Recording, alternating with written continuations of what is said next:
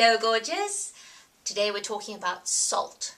Yeah, you heard me, salt. Did you know in the old days, in the Roman times, they were paid in salt because it is such a vital nutrient. You can't live without it, actually. And a Roman soldier, centurion, was paid in salt. That's where the saying comes from, that he's worth his salt. Unfortunately, these days, we eat way too much salt, and it's hidden. It's not just the salt that we add to our food and put on our fries and stuff. There is salt in practically everything. There is salt in Dasani water. Did you know that?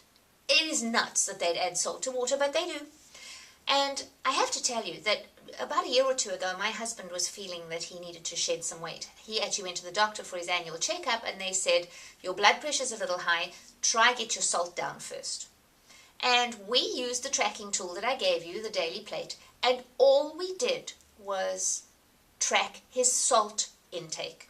So we cut out food that we could see was like a gazillion salt milligrams per serving, and we obviously shifted more to healthy stuff, just very aware of what has salt in it and how much.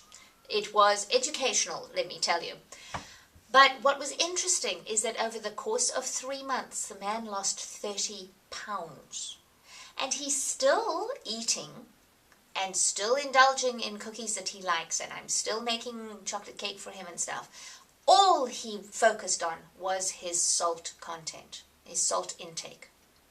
So that definitely is worth bearing in mind when you've gone out for a Chinese meal and the next day you're 3 pounds heavier. I will tell you that soy sauce is like pure salt, and unfortunately, because soy sauce is one of my favorite things. So you need to really be aware, use the tracking tool, read labels, see what your salt content is, because if you can bring that down naturally and easily, you will make life so much skinnier for yourself with really very little effort. So just something to think about. Have a look, especially if you happen to have high blood pressure.